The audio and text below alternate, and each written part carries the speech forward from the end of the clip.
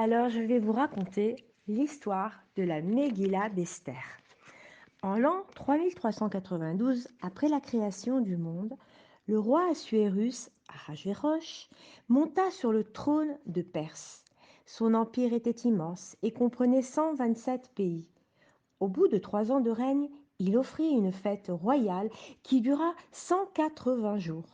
Après ces 6 mois, il organisa un festin spécial pour toute la population de Suse qui dura 7 jours. Assuérus était si sûr de sa puissance qu'il n'hésita pas à orner ses tables avec la vaisselle sacrée et précieuse du Saint-Temple, prise par le terrible Nabuchodonosor. À cette époque, Mordechai était le chef des Juifs. Il supplia les Juifs de Suse de ne pas aller au festin du roi pour ne pas être frappés par la colère de Dieu. La majorité des Juifs suivirent son conseil, mais quelques-uns n'obéirent pas et ils se rendirent au palais pour assister à la fête. Quand ils découvrirent sur les tables les objets du Saint-Temple, ils voulurent cependant partir, mais le roi ordonna de mettre des tables spécialement pour les Juifs.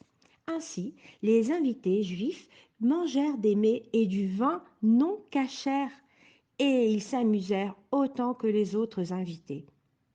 Hachem fut très irrité de la désobéissance de son peuple et il ordonna qu'il fût persécuté par le méchant Aman. Il décida que les Juifs ne seraient sauvés que s'ils retournaient à lui de tout leur cœur.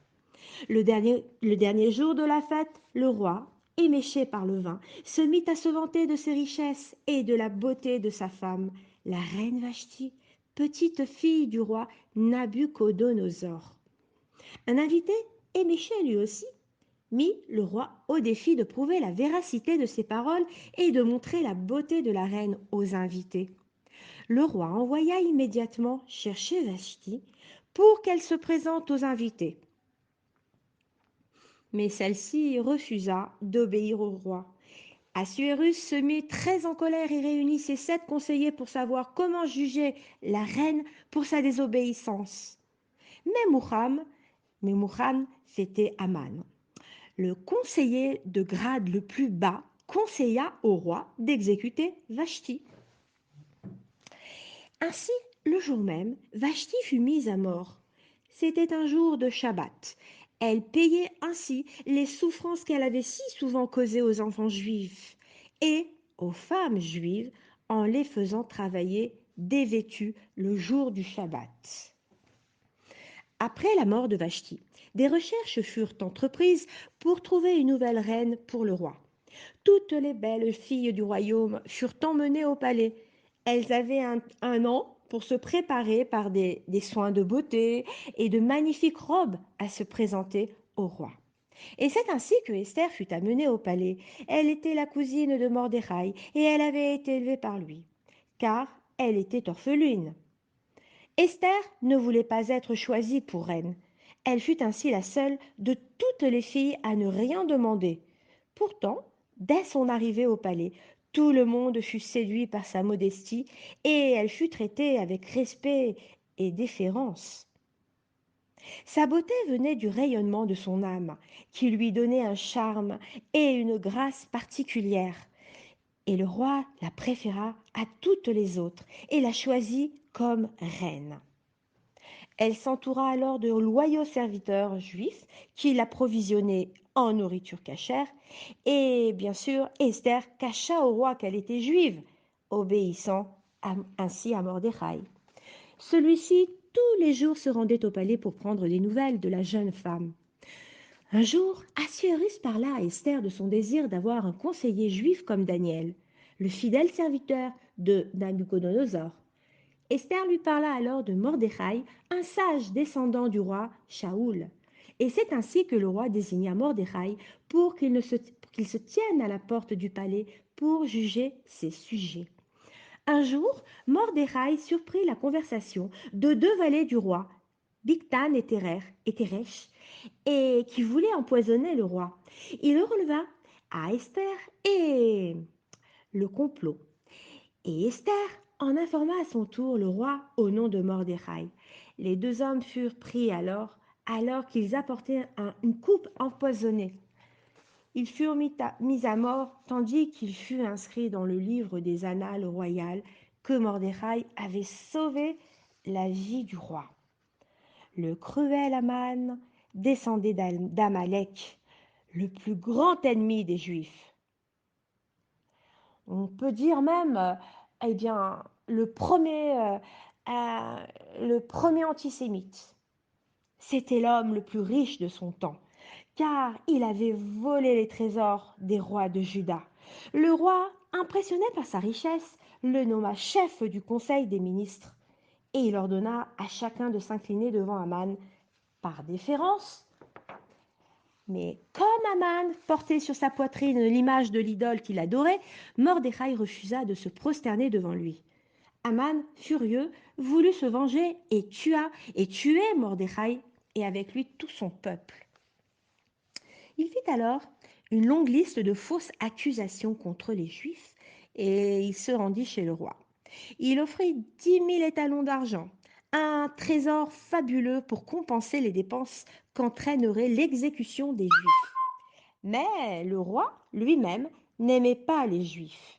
Il sourit et répondit à Aman, « Garde ton argent et fais des Juifs ce qu'il te plaira. » Et comme preuve de sa sincérité, le roi Assuérus lui donna sa chevalière, lui donnant ainsi le pouvoir absolu. Aman jubilait et il fit immédiatement envoyer 2 décrets royaux aux ambassadeurs et gouverneurs des 127 provinces. La première ordonnance prescrivait à tous les gouverneurs de donner des armes au peuple le 13 Adar pour qu'ils massacrent un certain peuple.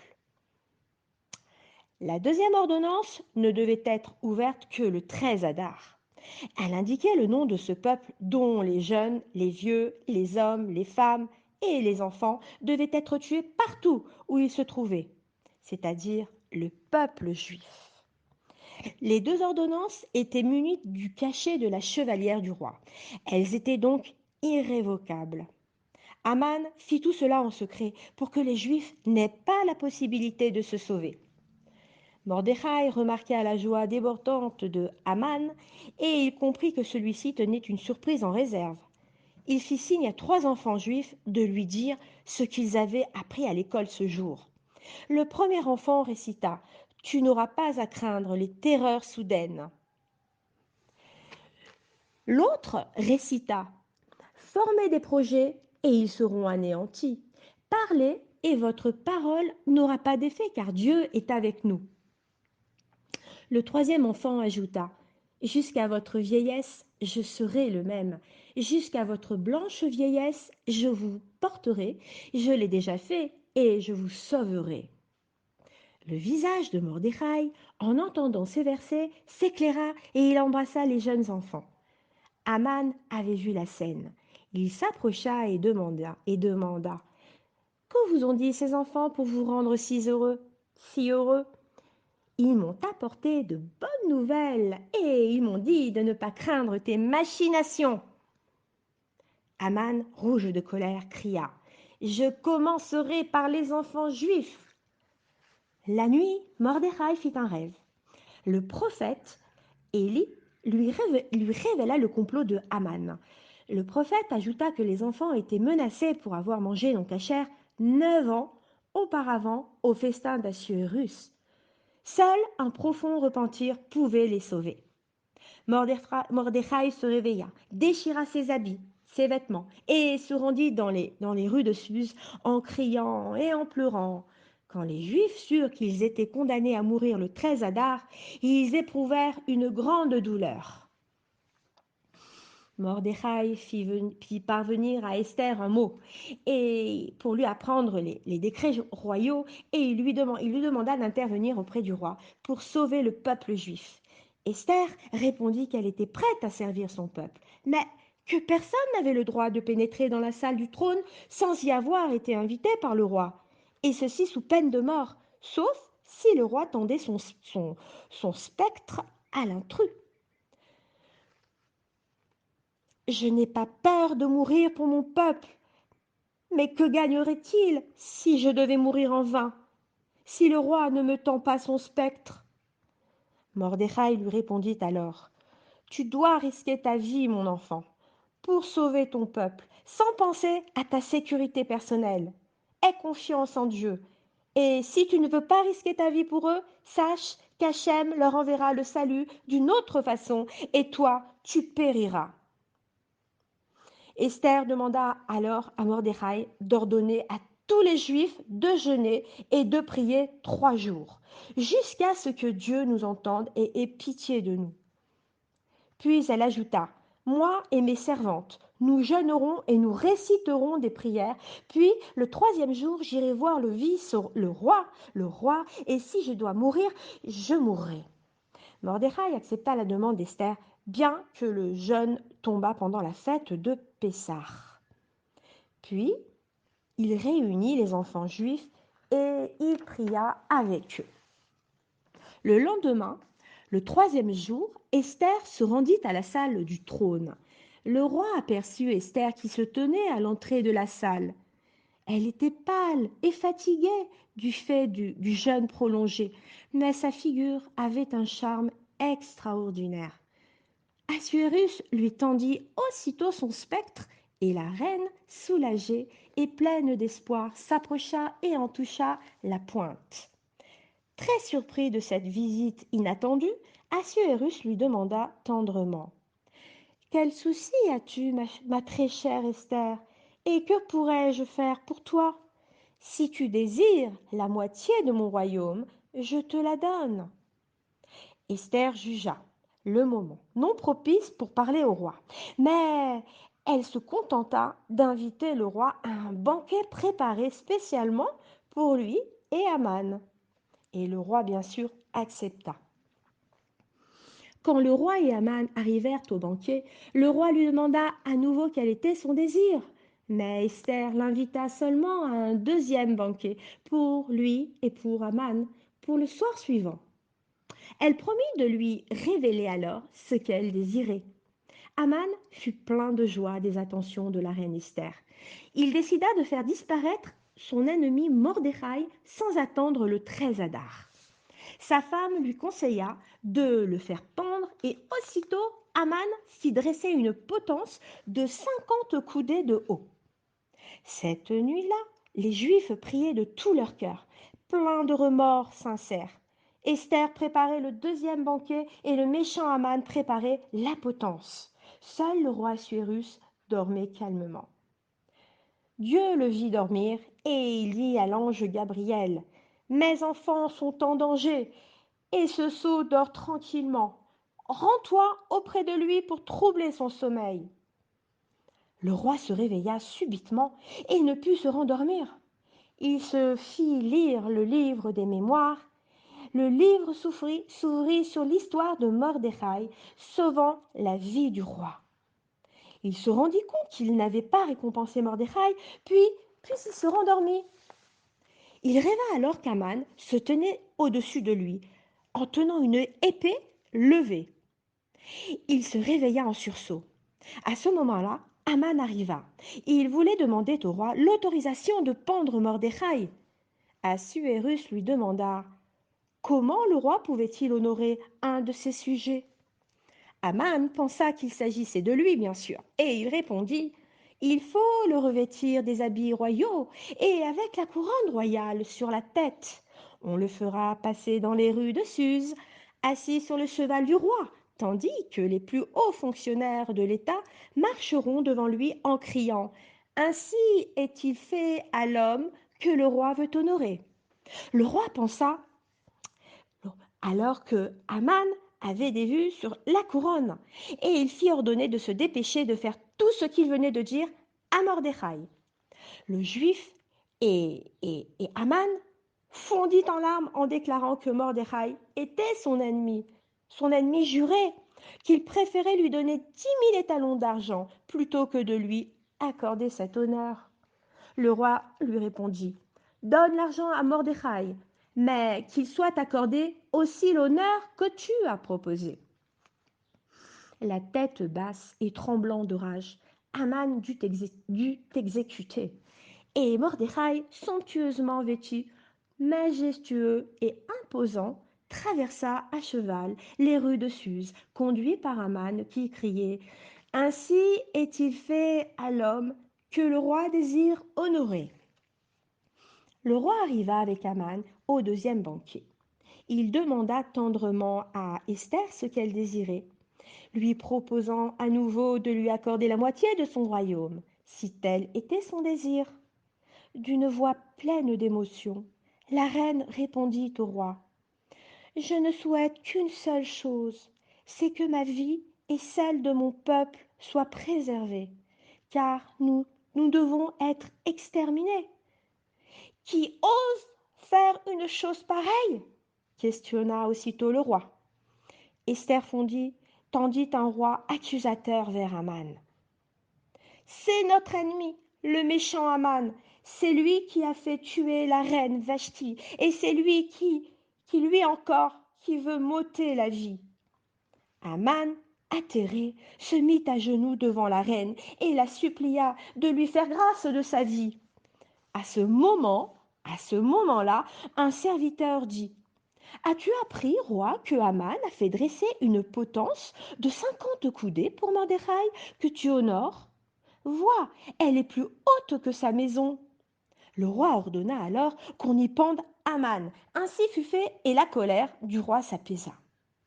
Esther dévoila alors au roi qu'elle descendait de la famille royale de Saül, le premier roi des Juifs, et Assuérus en fut très fier.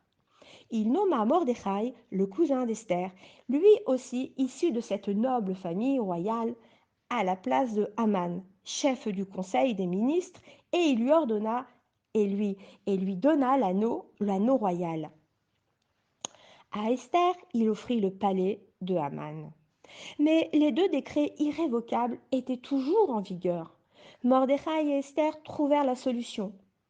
Et oui, un nouveau décret fut publié déclarant que le méchant Haman avait abusé de la confiance du roi en faisant paraître des décrets falsifiés.